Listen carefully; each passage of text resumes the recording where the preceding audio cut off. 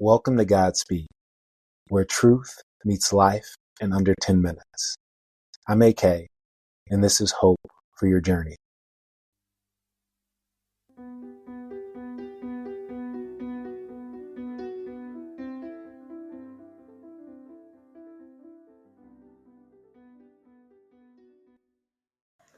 Why should I feel discouraged? Why should the shadows come? Why should my heart feel lonely and long for heaven and home? Those are lyrics from His Eye is on the Sparrow. And I'm wondering if you have moments like me where you feel as if you and your life don't hold much value and you start to get completely discouraged.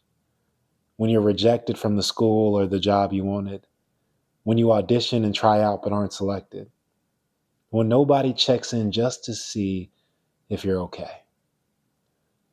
Those moments can make us question whether we matter at all.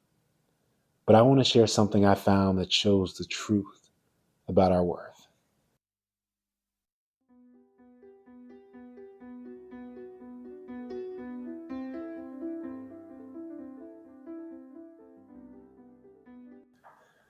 Today we find Jesus speaking with a large but unsettled crowd. Many of the people in the audience are faced with worries and anxieties about their lives because they were fearful of powerful religious and political leaders in their community. They were dealing with pressure and wondering if they mattered and if God saw them in their struggles. So Jesus decides to speak directly to that fear. This comes from Luke chapter 12, verses 6 through 7. What is the price of 5 sparrows? 2 copper coins? Yet God does not forget a single one of them. And the very hairs on your head are all numbered. So don't be afraid. You are more valuable to God than a whole flock of sparrows.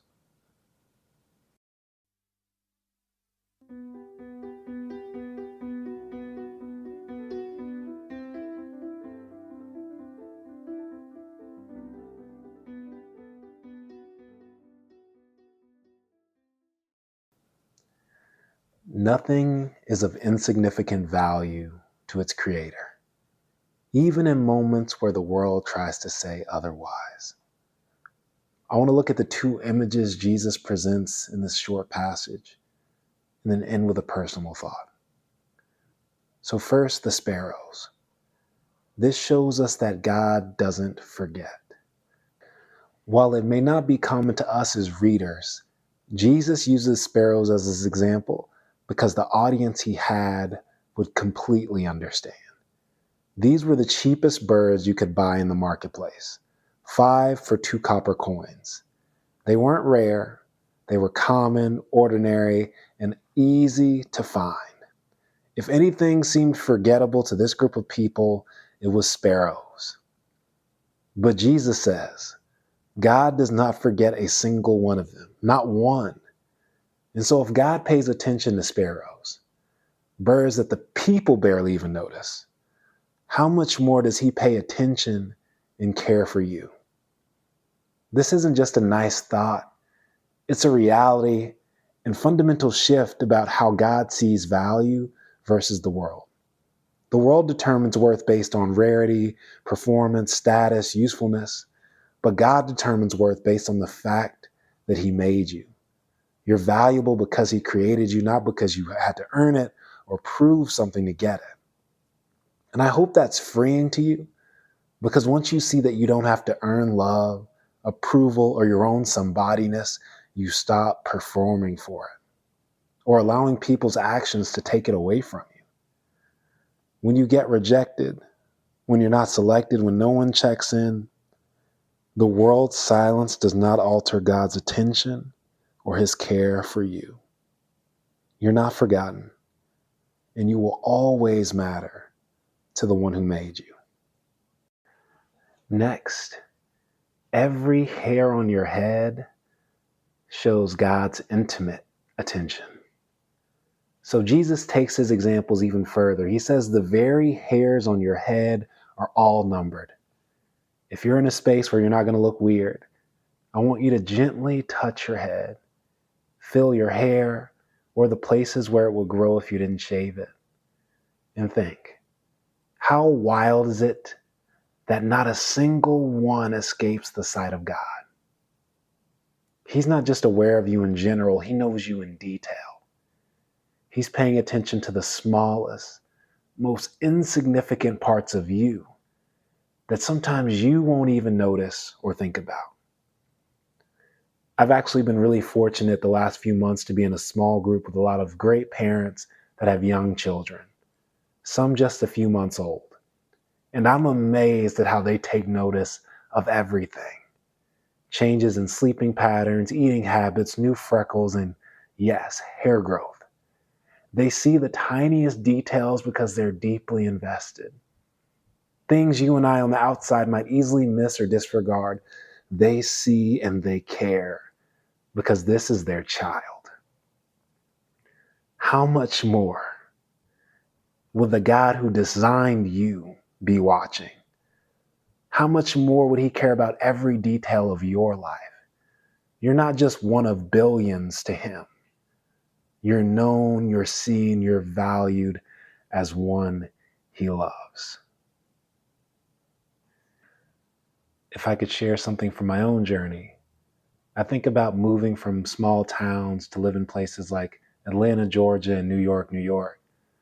Places that, based on my own experiences, made me feel out of place. I would often find myself in these large crowds and feel as if I was just one more face that nobody noticed or cared about.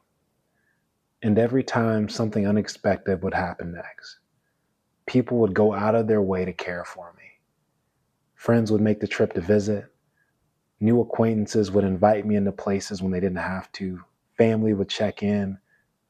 They all would make space for me and remind me I wasn't invisible, that I wasn't forgotten in ways big and small. And it wasn't until later I realized that those aren't coincidences. That's God showing me that even in moments I feel insignificant, when the world seemed too big and myself too small, I wasn't forgotten. God reminds me through real people that I still matter to him. So if you're in a time or a season right now where you feel forgotten, where it seems like everyone else is getting picked and getting noticed and having opportunities and you're just waiting, wondering if your life still has value, if anyone sees you, I want to speak this encouragement over you. You are designed, a masterpiece. And art, often in galleries and museums where they're displayed, are silently admired, often at a distance. The silence doesn't mean you're forgotten, and no one who wanders in is allowed to dictate your price. Your value isn't determined by who picks you or who sees you. It's determined by the one who created you.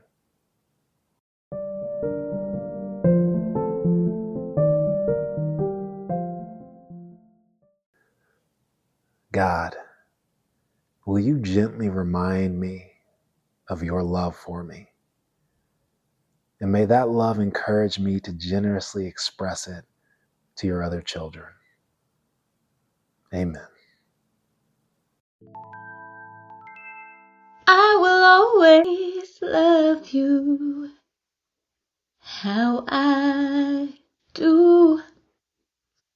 Let go of a prayer for you, just a sweet word